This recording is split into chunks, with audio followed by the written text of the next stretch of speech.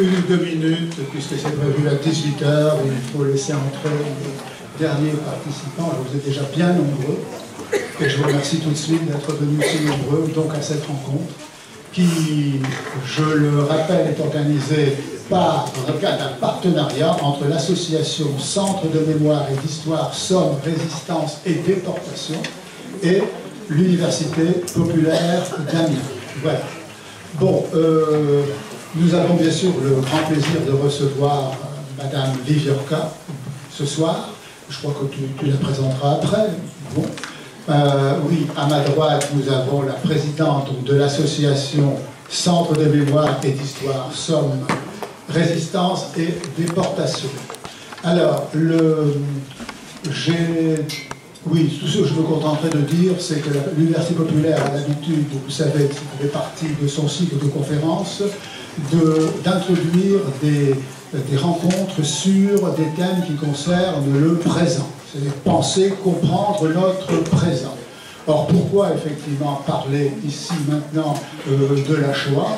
Bon, je dirais en deux mots, je vous dirais que nous savons que l'Europe s'est en grande partie construite sur la mémoire de cet événement, cette catastrophe civilisationnelle, comme on a pu dire, qu'a été la Shoah. Il suffit de rappeler, je crois que Mme Viviorca en parlera beaucoup mieux que moi, le tribunal de Nuremberg, qui a mis les bases de ce qu'on appelle le droit international, notamment qui s'est conclu, vous le savez, qui a été suivi par la Déclaration universelle des droits de l'homme du 10 décembre 1948, qui a été précédée d'ailleurs un jour avant par la Convention de prévention des crimes de génocide, qui est un terme qui apparaissait pour la première fois.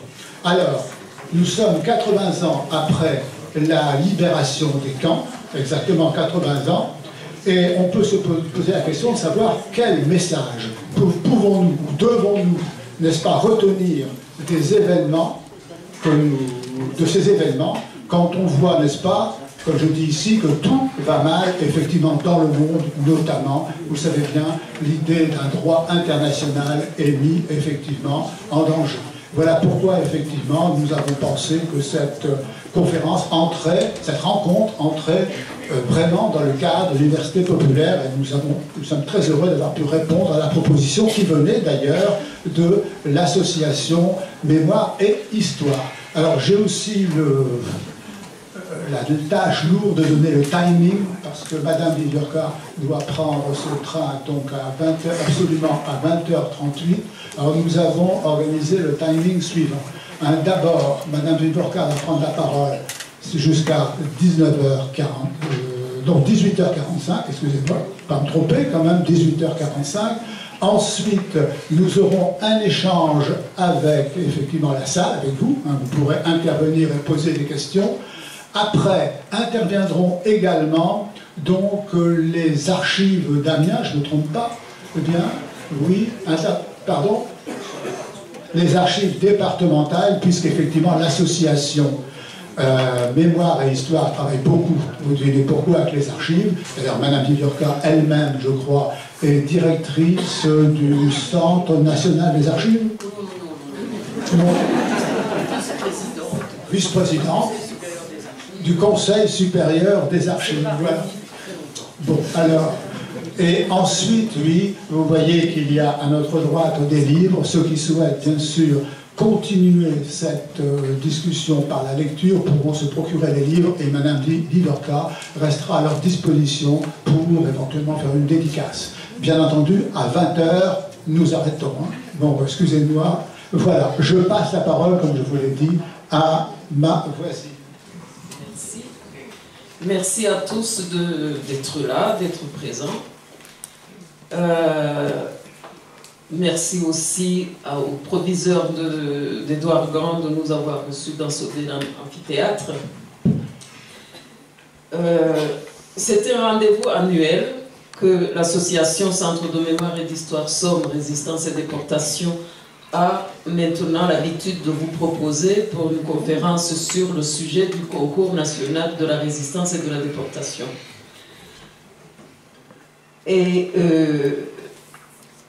Ce concours est présenté par est préparé par les collégiens et les lycéens qui le veulent, en lien avec le service éducatif des archives départementales de la Somme, qui donne les axes de recherche à la fin de la conférence. Cette année, nous sommes donc, comme vient de vous le dire Francis, nous sommes en collaboration avec l'Université populaire d'Amiens, que nous remercions bien entendu. Le sujet du concours cette année, donc pour l'année 2026, est très vaste. La fin de la Shoah et de l'univers concentrationnaire nazi, survivre, témoigner, juger, 1945-1948. Pour en parler, nous ne pouvions pas trouver mieux qu'Annette Vievioka, éminente historienne, spécialiste de la Shoah et de l'histoire des Juifs au XXe siècle, directrice de recherche honoraire au CNRS, vice-présidente du Conseil supérieur des archives, et je mets 3 points de suspension parce que la liste est longue. Elle a à son actif plusieurs publications qui sont exposées ici et qui seraient très longues aussi à énumérer, mais que vous allez trouver à la fin de la conférence également. La plus récente s'intitule « Itinérance » chez Albin Michel. Annette Vievioka n'a cessé de travailler sur la mémoire du génocide des Juifs, sa transmission aux générations futures et le rôle des témoins. Nous vous remercions infiniment, Madame, de nous avoir dit oui pour en parler à Amiens, et nous espérons que vous reviendrez. À vous la parole. Merci beaucoup, merci pour cette invitation, merci d'être venus aussi nombreux, et comme on vient de vous le dire, c'est un sujet très vaste. Donc il est bien évident qu'en 3/4 d'heure, même pas, je ne peux que l'effleurer. Je vais commencer par une série de dates.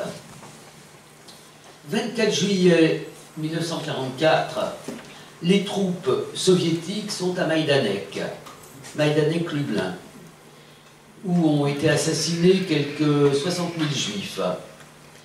Il n'y a rien à Majdanek, sinon un monceau de chaussures. Le 23 novembre 1944, les troupes alliées sont à Natzweiler-Struthof. Il n'y a rien non plus à Natzweiler-Struthof, sinon ce qu'il reste des installations d'un camp de concentration qui a d'ailleurs été réutilisé parce que c'est là qu'ont séjourné les troupes du PPF, de Doriot, et d'autres collaborateurs qui étaient en route vers Sigmaringen. Le 27 janvier, j'y reviendrai tout à l'heure, les avant-gardes de l'armée rouge sont dans les camps du complexe d'Auschwitz. Le 5 avril, là nous sommes en 1945, le 5 avril, ce sont les Américains qui rentrent dans un commando, c'est-à-dire un petit camp annexe de Buchenwald qui s'appelle Ohrdruf. Le 11 ou le 12, les Américains sont à Buchenwald. Le 15 avril, les Britanniques sont à Bergen-Belsen. Le 22, c'est Sachsenhausen. Le 23, Flossenburg. Le 29, Dachau. Le 30, Ravensbrück. Le 2 mai, Neuengamme. Le 5 mai, Mauthausen.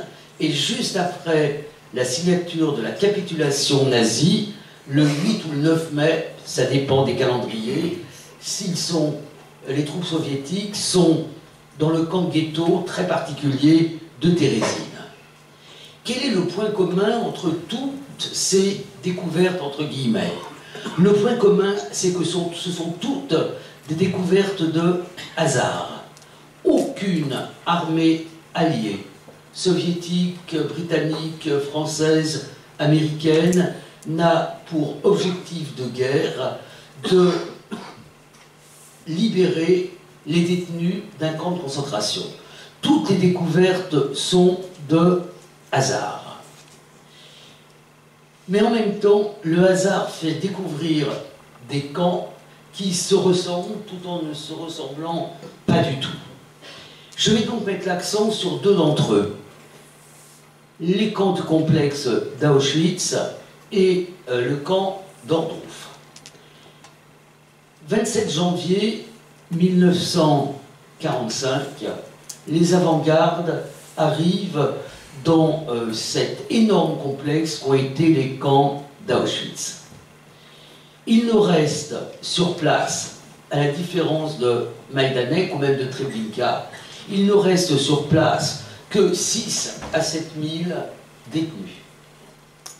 Non des moindres, puisque parmi eux se trouve Primo Levi, dont on connaît l'œuvre, notamment si c'est un homme, et que parmi eux se trouve aussi Otto Frank, le père d'Anne Frank, sans qui nous n'aurions pas eu le journal d'Anne Frank. Mais les 6 000 ou 7 000 détenus ne représentent pas ce qu'a été ce camp. Dans ce camp ont été déportés pour être assassinés plus d'1 million de juifs, venus de toute l'Europe.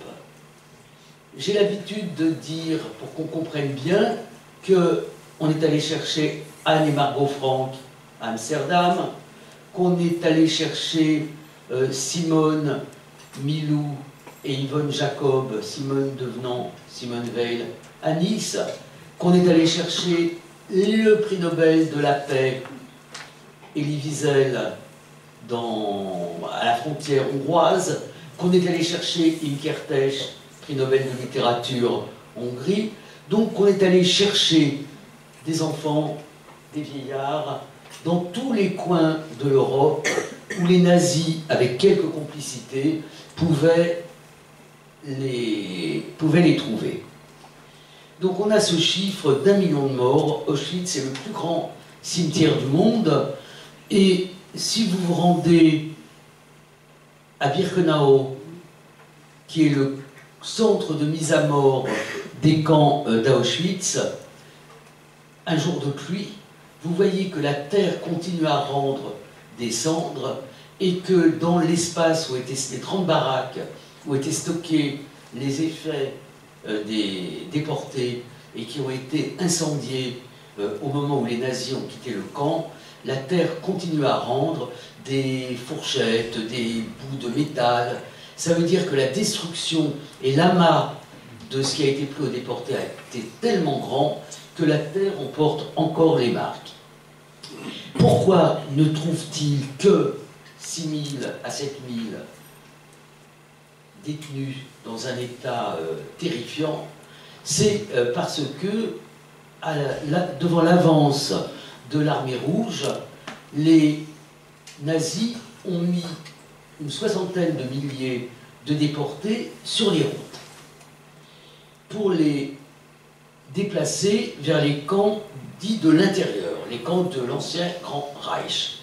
Si bien que les survivants d'Auschwitz-Birkenau sont, dans leur immense majorité, libérés à Buchenwald. C'est le cas, les aînés s'en souviennent, d'Henri Krasuki, qui a été le secrétaire général de la CGT. Ils sont libérés à Bergen-Belsen, c'est le cas de Simone Jacob, Simone Veil, ou libérés à Mauthausen, ou libérés à Ohrndruf, des années plus tard. Au moment où la population d'Auschwitz-Birkenau est la plus nombreuse, elle compte 130 000 habitants. J'ai vérifié, ça veut dire que c'est la ville d'Amiens. Il faut imaginer un camp où vous avez la population d'une ville comme la vôtre. C'est énorme. Et c'est une histoire qui est à la fois terrible et complexe, puisque Auschwitz a d'abord été un camp de concentration, un KZ, qui a été ouvert pour les Polonais.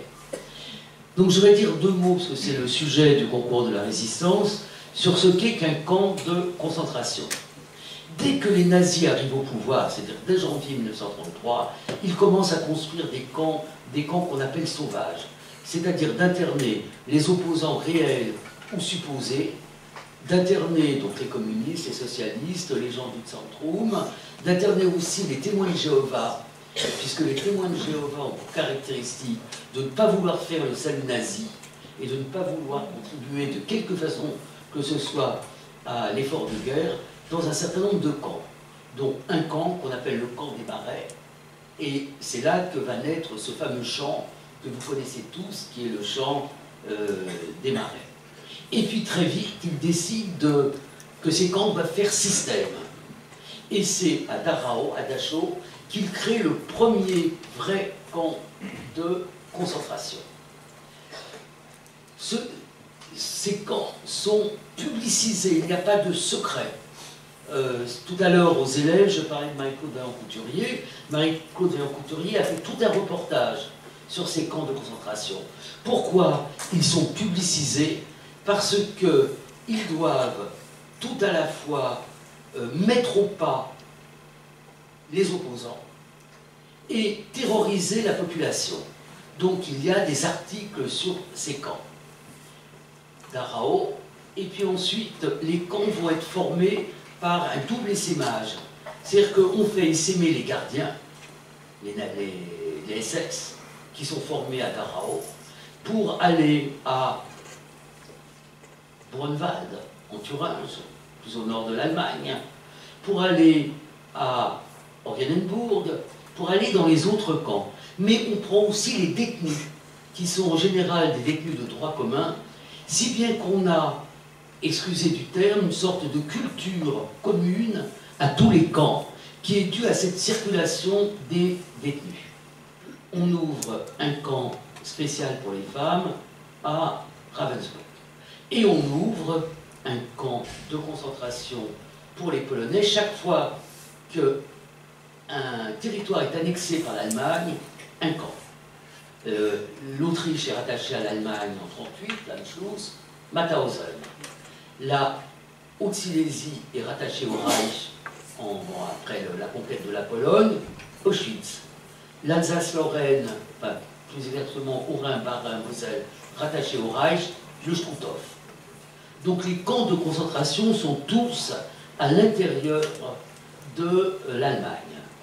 Et le nombre de détenus est relativement faible, et on sort de ces camps, et il y a d'ailleurs des survivants de Dachau qui vont se retrouver en France, se retrouver ensuite, quand ils sont juifs, à Drancy, ou livrés aux Allemands, et se retrouver dans les autres camps de concentration.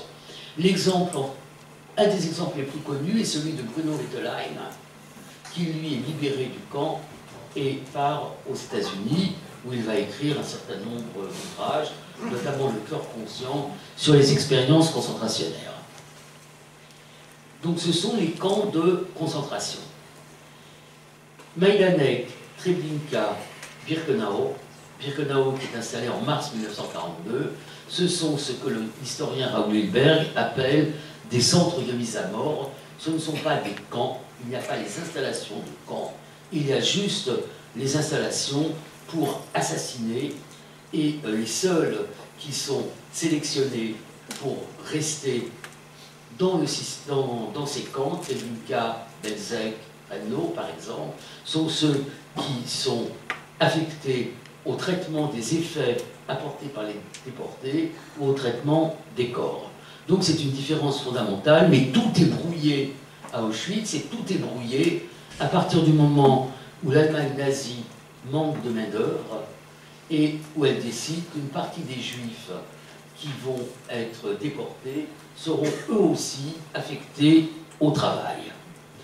Donc la découverte de ces centres de mise à mort, qui eux sont tous sur l'ancien territoire de la Pologne n'existe plus. Hein. Donc la localisation n'est pas la même que celle des camps de concentration. Donc la découverte se fait dans des lieux où il reste pratiquement plus personne, puisque toute une partie des déportés ont été expédiés dans des conditions souvent terrifiantes dans des camps. Je vais prendre l'exemple de quelqu'un qui est décédé en décembre et qui a été un de mes amis très chers, qui s'appelle Henri Borland.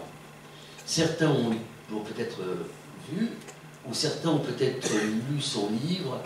Merci d'avoir survécu, son témoignage. Henri Borland, lui, a été arrêté à Angers. C'était, on dirait, un adolescent aujourd'hui, d'une quinzaine d'années. Il a été d'abord conduit à Auschwitz, et puis ensuite, il s'est retrouvé dans ce petit camp d'Ordruf, qui a été le premier commando libéré par les Alliés. Pourquoi Ordruf?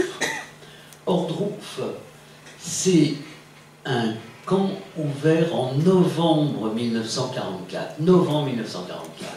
Débarquement 6 juin. Pourquoi est-ce qu'on ouvre ce camp? Parce que une partie des Allemands, une partie des nazis sont persuadés qu'ils ne vont pas perdre la guerre. Et que pour ne pas perdre la guerre, il faut, enterrer les industries, et c'est Dora, qui est très connu, et mettre sur pied des armes qui assurera la victoire. Or, à Ordruf, à partir de novembre, ils affectent à peu près 25 000 détenus, dont un certain nombre de juifs, à peu près un tiers sont des juifs, à la construction de tunnels qui doivent permettre à la fois d'enterrer et, dit-on, sans que j'en ai la certitude, d'installer un quartier général pour Hitler. Henri Borland est affecté à Ordruf, et quand Ordruf est évacué, il s'évade lors de l'évacuation et il raconte comment il a croisé ses premiers Américains et comment, avec un de ses amis, Henri Ehrenberg, il a conduit les Américains à Ordruf. Ordruf est très important. C'est d'ailleurs quelque chose de très particulier. C'est très important parce que quand on arrive dans ce camp, on trouve à la fois les traces de corps que les nazis essayaient de brûler et une trentaine de corps qui sont en cercle. Et que c'est le lieu qu'ont choisi les Américains pour la médiatisation de la découverte des camps. Tous les films qui ont été tournés par les Américains lors de la visite des généraux Eisenhower et Patton l'ont été à Ordruf. La visite qui est organisée à Ordruf pour les habitants, pour mettre les habitants pour leur montrer. Donc vous avez vu ces films où on voit les habitants, après on les verra à Weimar, on les verra ailleurs. On conduit les habitants, on les oblige à regarder ce qui reste de la destruction. Et on les voit, le visage fermé, parfois un mouchoir devant le nez pour ne pas sentir l'odeur. Et c'est une vraie médiatisation de l'horreur et de la visite. Le maire d'Ordruf, qui s'appelait Schneider, et sa femme, le 7 avril, rentrent chez eux et se pendent tous les deux. Il y a une immense vague de suicides, plusieurs milliers de suicides en Allemagne, qui ne sont pas après le suicide d'Hitler, mais avant, pour des raisons qui sont la peur de la paix, la peur pour les femmes du viol, ou le viol par les soldats de la mer Rouge, les viols ont été extrêmement nombreux, donc beaucoup de suicides. Donc Ordruf, c'est un peu le modèle de l'ouverture de ces camps et de leur médiatisation. Alors je pourrais continuer sur les autres camps, mais je dois dire un mot de la justice, puisque c'est le deuxième thème du concours de la résistance. Châtier les coupables. Châtier les coupables, ça a été très vite un but de guerre de ceux qui se sont nommés eux-mêmes les Nations Unies, c'est-à-dire l'ensemble des gouvernements qui se trouvaient à Londres pendant la guerre. Et un certain nombre de déclarations vont être faites disant on va rechercher les coupables et on va les châtier. C'est pas une idée neuve. C'est une idée qui était déjà présente après la Première Guerre mondiale. Des articles du traité de Versailles prévoient de juger Guillaume II comme responsable de la guerre et prévoient de juger un certain nombre d'Allemands pour crimes de guerre. Comme vous le savez, le procès de Guillaume II n'a jamais eu lieu. Guillaume II est parti aux Pays-Bas et comme il y a une internationale des têtes couronnées, il n'a jamais été livré, donc il n'a pas été jugé. Il y a eu quelques procès pour crimes de guerre qui ont eu lieu à Leipzig, mais qui ont été des parodies de justice, des peines très légères, les coupables acclamés. Et le souvenir des procès de Leipzig et de l'échec d'une justice après la Première Guerre mondiale a pesé très lourd dans les décisions qui ont été prises par les Alliés.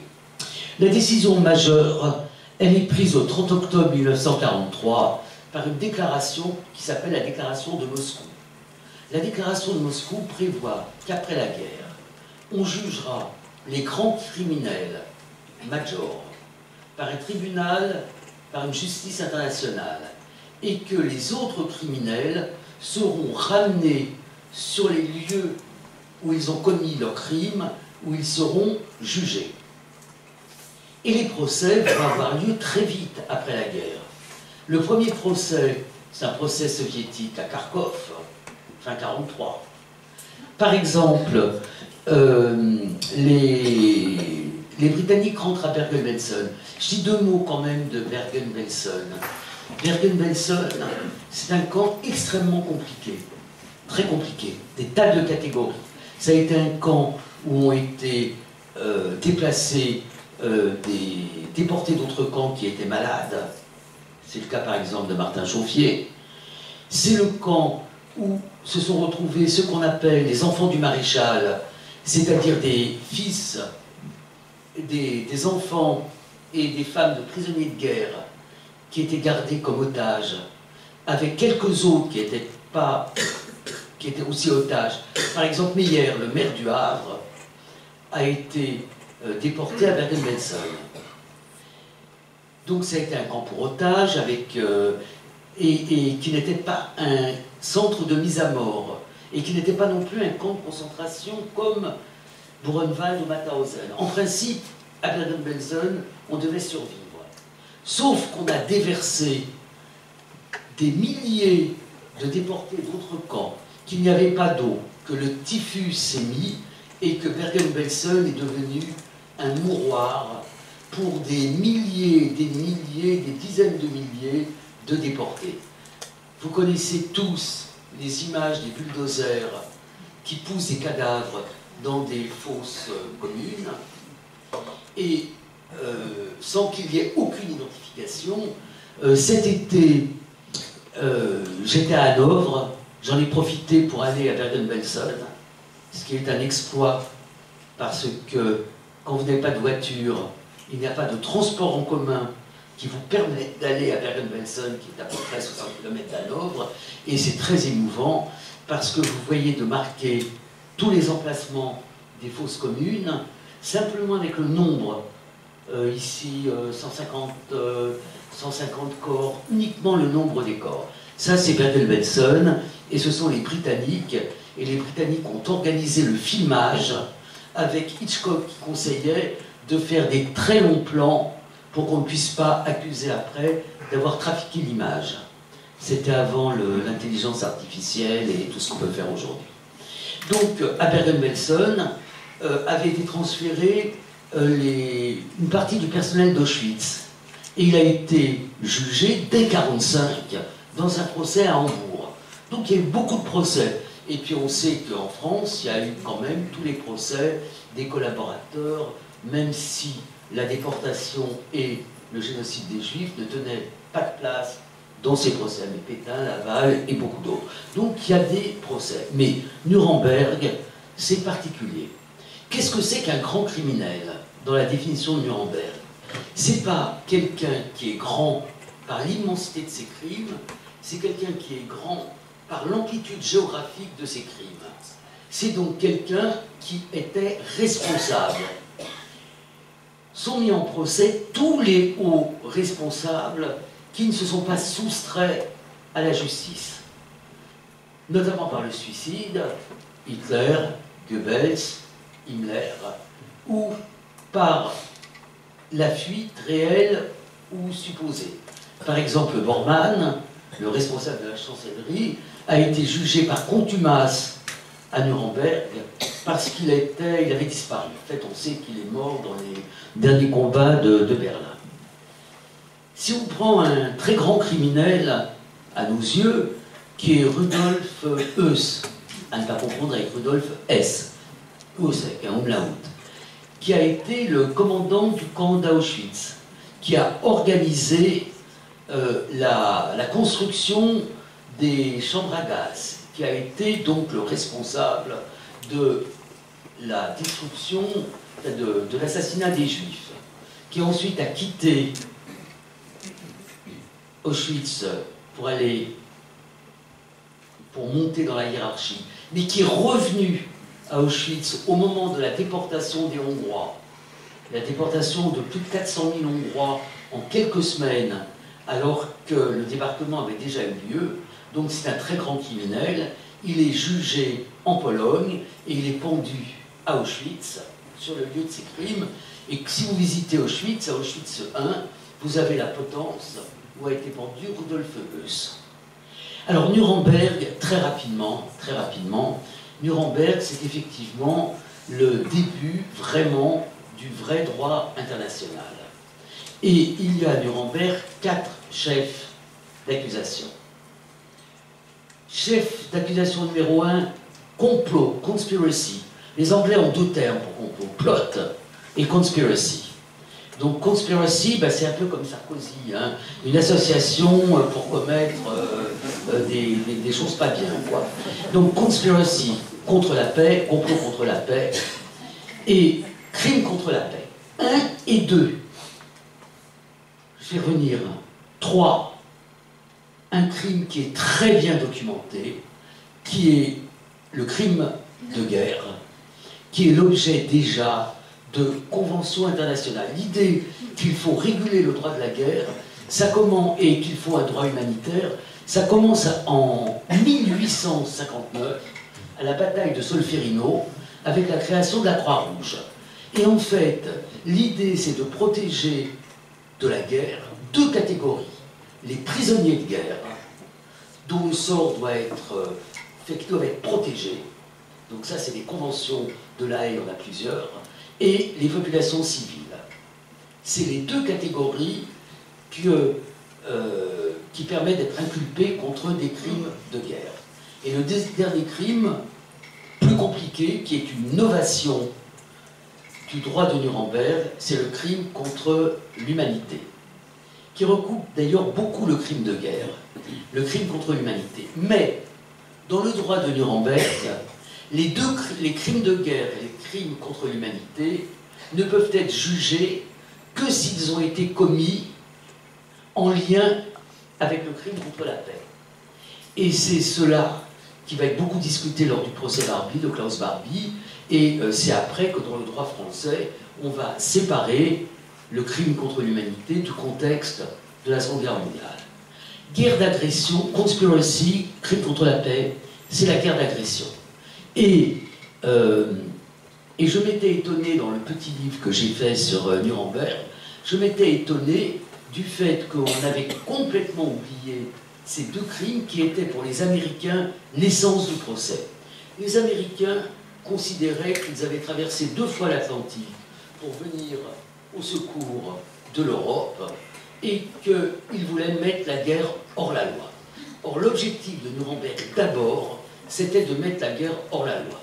C'est complètement tombé en désuétude et ça a été réintroduit au début de l'agression russe contre l'Ukraine par un juriste de droit international qui a écrit un livre magnifique autour de Nuremberg, et Philippe Sand, qui a écrit ce livre Retour à Lemberg, et qui, lui, a œuvré pour qu'il y ait un tribunal qui mette en accusation Poutine pour guerre d'agression en reprenant le droit de Nuremberg. Donc, comme vous le voyez, comme non, vous, Francis, je ne sais plus, l'avez dit, il n'est pas question à Nuremberg de génocide. Il n'y a pas de qualification de génocide à Nuremberg. Il faut attendre, ce qui est assez rapide, hein, décembre 48, donc, pour que le génocide soit défini juridiquement. Je dis défini juridiquement. Alors j'ai passé un peu du coq à l'âne, hein, au témoignage. Alors pour ne pas passer trop du coq à l'âne, je vais dire un mot de Marie-Claude Couturier. Ça me permet de parler du témoignage et de Nuremberg. Le témoignage, j'ai expliqué tout à l'heure, j'ai l'impression de me répéter, mais ça ne veut pas dire grand-chose un témoignage. C'est-à-dire qu'on a tendance à dire témoin en français pour tout le monde. Quelqu'un qui habitait à côté de Mauthausen, ou à côté de Compiègne, ou à côté de Drancy, et qui a vu, il est témoin. Un combattant, un résistant, c'est un acteur, mais on considère aujourd'hui qu'il est un témoin. Et un déporté, c'est à la fois un acteur par ce qui a causé sa déportation, et c'est une victime, c'est pas quelqu'un qui a regardé, c'est quelqu'un qui peut raconter ce qu'il a vécu et ce qu'il a vu. Or, pendant la guerre, pendant la Shoah, ou la guerre, il y a eu beaucoup de gens qui ont écrit leurs journaux. Le plus connu d'entre eux, c'est bien évidemment le journal qu'a tenu Anne Frank, mais par exemple dans les ghettos, l'historien qui a créé l'organisation de résistance en charge de rassembler toutes les archives du ghetto et les témoignages, qui s'appelait Emmanuel Ringelblum, a écrit « Dans le ghetto, tout le monde écrivait ». Une partie des témoignages ont été perdus, une partie n'a pas été perdue, et une partie a été retrouvée. Donc, le témoignage existe dès le début. Puis ensuite, il y a bien évidemment les témoignages qui sont recueillis notamment par le ministère Freinet, prisonniers, réfugiés, déportés, qui sont des témoignages recueillis systématiquement et qu'on trouve aux archives nationales, peut-être aux archives départementales aussi, je ne sais pas. Et puis, il y a les témoignages lors des procès. À Nuremberg, Nuremberg est un procès qui n'est pas fondé sur les témoignages, qui est fondé sur les documents qui ont été saisis par les armées alliées dans leur marche sur l'Allemagne. Ça a deux conséquences. Un, d'être un procès excessivement ennuyeux, d'autant que il y a une traduction simultanée dans 4 langues, c'est un procès en 4 langues, allemand, russe, anglais, français.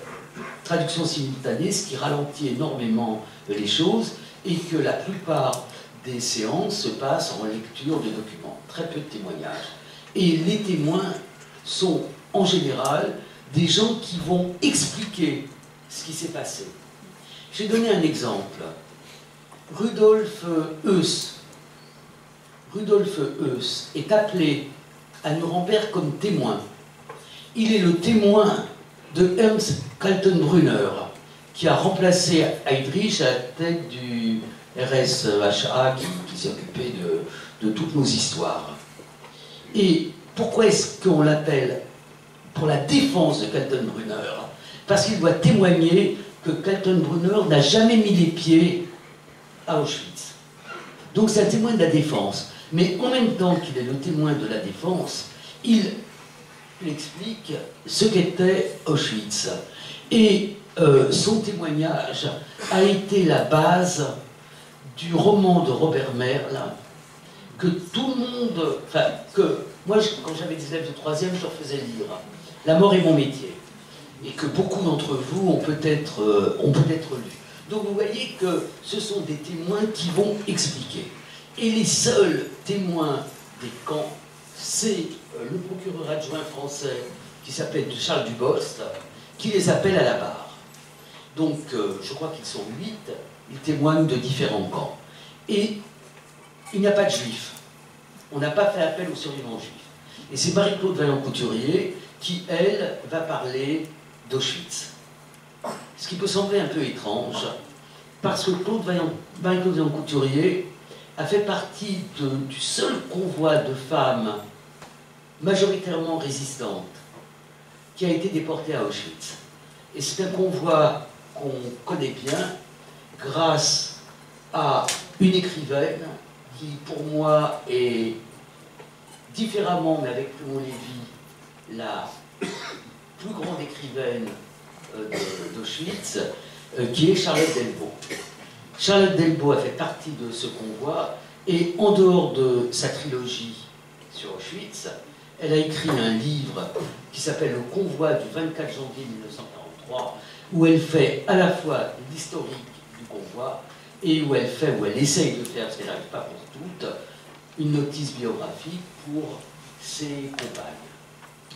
Donc vous voyez qu'il y a des témoignages. Mais ce qui va changer radicalement la place du témoignage, c'est le procès d'Adolf Eichmann. Il me reste 6 minutes. Donc je vais parler rapidement d'Adolf Eichmann. Adolf Eichmann, il n'était pas très haut dans la hiérarchie nazie, mais c'est lui qui a organisé la déportation des Juifs. Et puis il a disparu. Enfin, il s'est caché en Allemagne.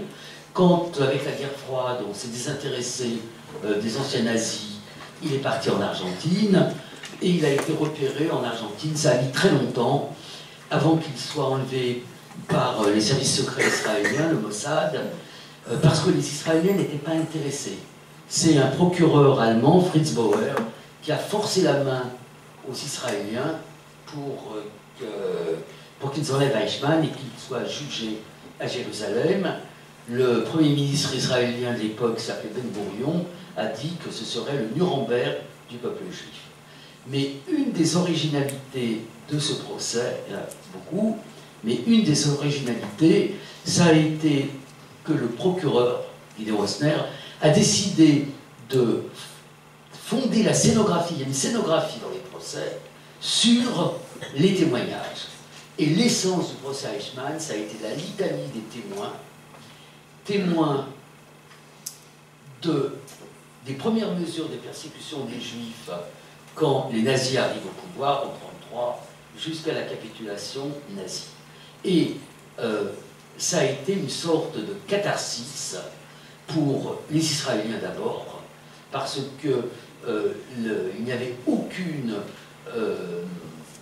on n'était pas du tout l'accent en Israël sur la Shoah. Israël devait construire un homme nouveau qui tournait le dos à cette histoire, et parce que ces témoignages ont une puissance énorme et qu'ils ont été filmés pour la télévision qu'Israël n'avait pas à l'époque, par un très grand documentariste américain qui s'appelle Lee Horowitz, et malheureusement une partie des cassettes ont été recouvertes, mais il reste quand même des dizaines d'heures, et si vous avez envie, vous pouvez passer vos nuits, ou vos jours d'ailleurs, à regarder les vidéos qu'on trouve sur le site du musée de l'Holocauste de Washington, ou même sur YouTube. Donc ça a été quelque chose de très important, parce que c'est avec le procès d'Adolf Eichmann que le témoin est devenu une figure majeure, que le témoin a été celui qui disait l'histoire et celui qui portait la mémoire. Alors je vais terminer en disant un mot de Simone Veil. Dans la fin des années 80, je faisais ma thèse qui s'appelle « Déportation et génocide entre la mémoire et l'oubli ». Si vous voulez, elle a été rééditée en grand format, là. Non, je ne vous force pas à acheter, hein, quand même. Dans en fait, mon interrogation, elle portait sur le fait qu'on parlait beaucoup de la Shoah et que j'avais le souvenir que quand j'étais lycéenne, par exemple, on n'en parlait jamais. Donc c'est ça, c'était une interrogation bête. Pourquoi on n'en parlait pas, pourquoi on en parle? Et le sujet de ma thèse, c'était de voir comment on avait pris conscience et des camps de concentration et de la Shoah entre 1943 et 1948. Et là, j'entends à la radio Simone Veil. Je pense que ça devait être dans ces années-là.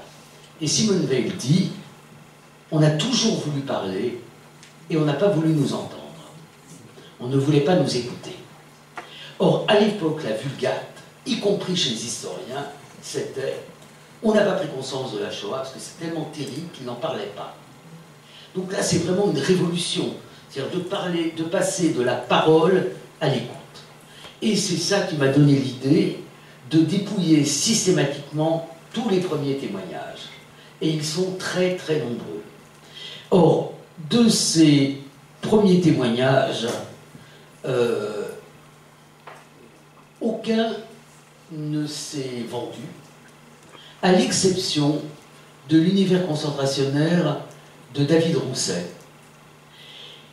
J'ai relu l'univers concentrationnaire de David Rousset récemment. C'est un livre passionnant sur qu'est-ce que c'est qu'un camp, qu'est-ce que c'est que la hiérarchie entre les détenus, qu'est-ce que c'est que la lutte entre les détenus. Et je n'ai pas pu m'empêcher de comparer ces premiers témoignages, donc Rousset, Charlotte Delbo. Charlotte Delbo a publié plus tard, mais elle avait écrit avant. Charlotte Delbo, avec les témoignages, les derniers témoignages qui ont été sollicités par des éditeurs parce que ça se vendait et qui sont exsangues. Mais les derniers témoins, on leur donne une plume, un ghostwriter, on leur donne une plume, on fait un témoignage qui fait 50 ans, on gonfle bien les signes pour que ça fasse un livre, ensuite on les décline en documentaire, en bande dessinée, et quand on compare ces témoignages aux premiers témoignages, on s'aperçoit d'un appauvrissement incroyable. Et je pense, surtout s'il y a des enseignants, qu'il faut puiser, et c'est inépuisable, dans les grands témoignages pour faire lire des extraits ou la totalité aux élèves. Alors je vais dire deux mots sur la question des sites. Maintenant, en Allemagne, pratiquement tous les sites de camps sont des Gedenkstätte. Or, ils sont extrêmement peu visités. Auschwitz, plus de 2 millions de visiteurs par an. Quand on arpente Bergen-Belsen en été, il n'y a quasi personne. Quand on arpente, parce que j'ai fait un peu de tourisme aussi dans les camps, Neuengamme, pratiquement personne. Quand on va, ce que j'avais fait il y a une dizaine d'années à Buchenwald, pareil. Mais pourtant, il y a des Gedenkstätte, il y a des mémoriaux.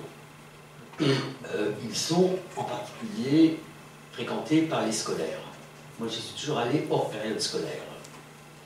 Mais il y a aussi des lieux où il n'y a pas de mémoriaux. Ohrdruf. Ohrdruf, qui a été le camp de la médiatisation, son nom a disparu, et ça s'explique très bien. Le camp avait été installé sur un terrain militaire, qui avait d'ailleurs été un camp de prisonniers de guerre pendant la guerre de 14-18. Sur Internet, vous pouvez acheter des cartes postales de l'époque de 14-18.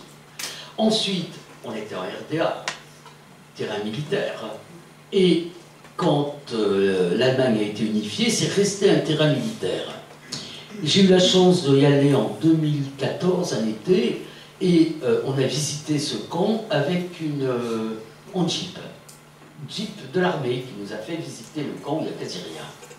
Alors, quand j'étais dans le train, j'ai eu l'idée de converser avec ChatGPT pour savoir comment était mémorialisé Ohrdruf. Et j'ai appris qu'ils étaient en train de construire un Gedenkstätte à Ohrdruf. Voilà. J'ai tenu mes 3 quarts d'heure.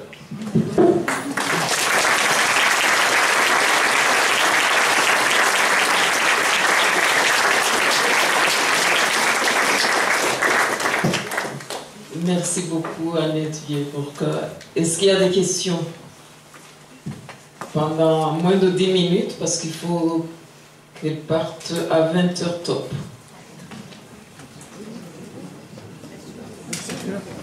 Il faudra parler fort parce que je ne sais pas si on peut se prononcer. On n'a pas d'autres micros. C'est quelqu'un là-bas? Oui, allez-y. Faut que je parle sans micro? Oui.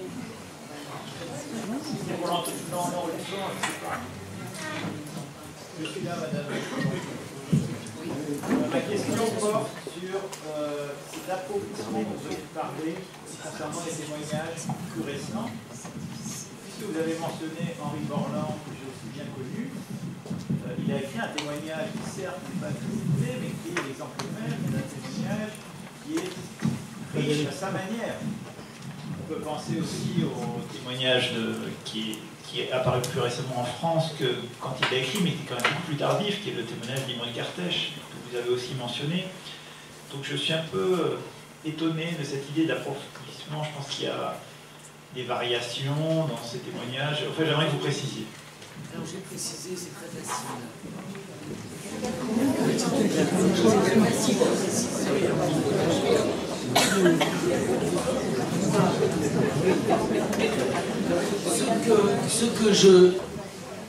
Ce que je voulais expliquer, c'est la dernière. Bon, le témoignage d'Henri Borland, c'est son témoignage, il n'y a rien à dire, c'est un témoignage poignant, d'autant qu'il a quand même écrit à partir du témoignage très long de 5 heures qu'il avait donné pour les Fortunow Video Archives de l'université Yale. Donc, et Kertész est un écrivain, donc Kertész il a écrit, c'est comme Charles Delbo, c'est un écrivain qui a écrit Primo Levi. Ce que je visais, c'était ces témoignages sollicités par les éditeurs qui viennent, qui donnent une plume d'une qualité inégale. Quand c'est Judith ou Julie Pérignon, qui fait le témoignage de Marceline Oridan, c'est un témoignage qui a un peu d'allure. Mais sinon, ce témoignage, il est fait uniquement, il est sollicité, c'est-à-dire qu'il ne vient pas d'un mouvement intérieur, ce qui était le cas du témoignage d'Henri. Il vient parce qu'on va chercher et qu'on fait un produit. C'est ça que je vise. Ce produit ne marche que si la personne peut aller à la télé.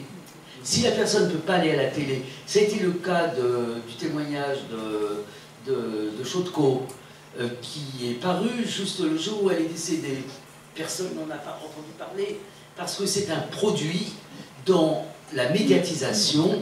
Alors, moi j'avoue que je trouve que ces témoignages, alors parfois il y a une petite pépite dans le témoignage, sont en général assez faibles, et qui en tout cas ils ne sont pas écrits par la personne, ils sont dictés pour faire un produit.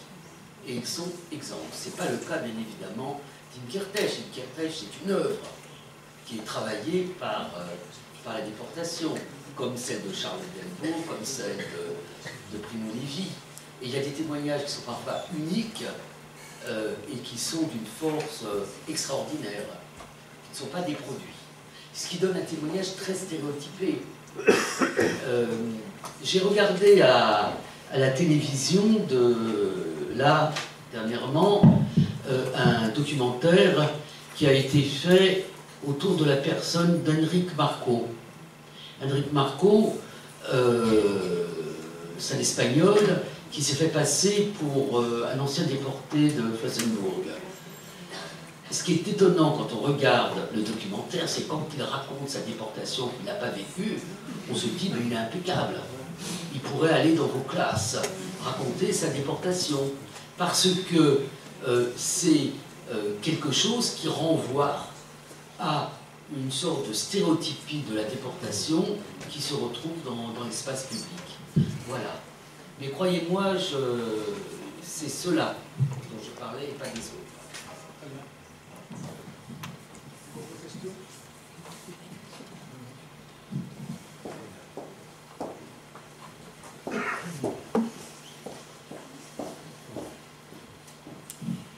Bonjour madame et merci d'être là. Je suis à la retraite prof d'histoire en 3e pendant 30 ans. 30 ans de Shoah. C'était de plus en plus difficile pour moi. Bon, mais ça c'était mon ressenti. Non, ce qui m'étonne, c'est que si demain on me dit un petit voyage à Auschwitz, je n'irai jamais. Je n'ai aucune envie, je ne comprends pas ce tourisme entre guillemets. Enfin, je sais pas, il y a quelque chose moi qui me dérange. Alors, je voudrais avoir votre opinion sur.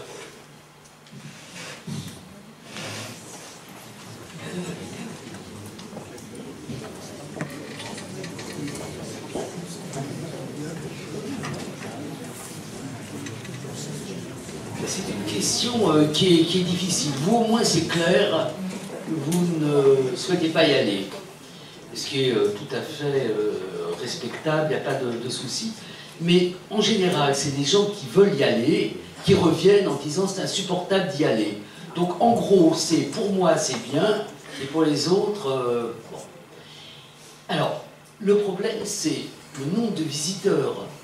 C'est-à-dire, jusqu'aux années 80, il y avait à peu près stable un nombre de visiteurs autour de 400 000, qui étaient dans leur immense majorité des Polonais, qui, pour eux, allaient voir le lieu du martyrologe polonais, avec uniquement Auschwitz I, pas Birkenau, avec la cellule du père Maximilien Kolb, et avec le mur de la mort qui était fleuri avec des bougies, spécialement le 11 novembre.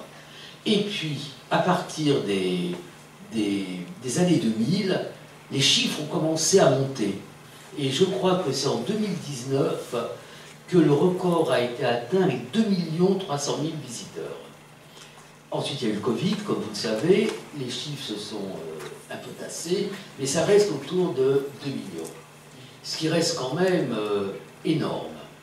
Alors, est-ce qu'il faut y aller ou pas y aller? Est-ce qu'il faut emmener les scolaires ou pas emmener les scolaires? Tout à l'heure, à la pause, nous avons un peu discuté avec le recteur et l'inspecteur d'académie qui dit que les voyages préparés pendant 2 jours, ça change la vision des élèves. C'est possible. Moi, je n'en sais rien. Je n'en sais rien. Je sais que, en tant qu'historienne, donc je ne vois pas pourquoi je priverais les autres, on n'est pas une catégorie, c'est quelque chose qui permet de mieux voir la topographie, de voir l'espace. Bon, il y a encore eu cette expérience à Bergen-Belsen, moi je connais assez bien l'histoire de Bergen-Belsen, mais de cheminer, de marcher dans l'immensité, d'aller jusqu'au cimetière des prisonniers de guerre soviétiques, où on n'a pas l'idée on a oublié comment ont été traités les 3 millions de prisonniers de guerre soviétiques. L'Union soviétique n'a jamais signé les conventions de La Haye, donc les prisonniers de guerre soviétiques n'étaient pas protégés du tout. Il y a quelque chose qu'on comprend et qu'on sent. Donc je ne sais pas, je pense que les charters d'élèves, on arrive le matin, on repart le soir, je ne suis pas sûr que ce soit utile, mais je dois avouer que je ne sais pas. Mais c'est vrai qu'il y a un tourisme, vous savez, des hordes avec, pour éviter les haut-parleurs, maintenant il y a des petits machins, je ne sais pas. Je ne sais pas. C'est de toutes les façons, la tendance du tourisme de mémoire, c'est pas à Amiens, qui est quand même pas très loin des champs de bataille, que je vais dire que c'est une branche du tourisme aujourd'hui, qui s'appelle d'ailleurs tourisme de mémoire, qui ne cache pas son nom. Voilà, donc j'ai pas d'idée fixe là-dessus. D'autres questions?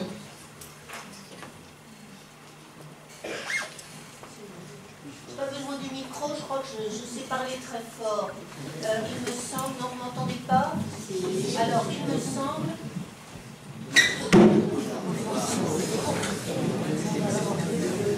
Merci. Je voulais vous demander, il me semble qu'aujourd'hui, beaucoup de gens, malheureusement, pensent qu'on parle trop de la Shoah. Qu'est-ce que vous en dites?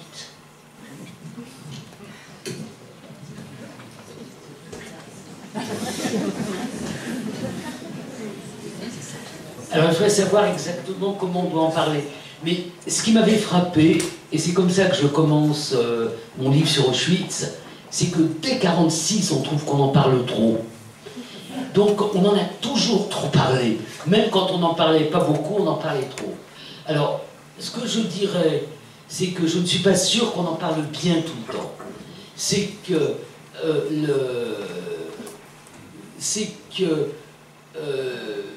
Oui, on en parle peut-être pas toujours bien, mais vous savez, quand un documentariste fait un documentaire sur la Shoah et qu'il commence à démarcher les chaînes, on leur dit « Ah non, non, on a ras-le-bol, c'est pas possible ».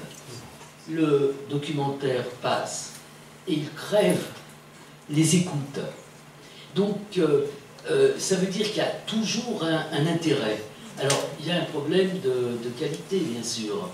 Par exemple, le documentaire sur le procès Barbie, qu'on a vu à la télé, était remarquable. Bon, donc, le problème, c'est que dans le flux, il y a des choses très bien et d'autres...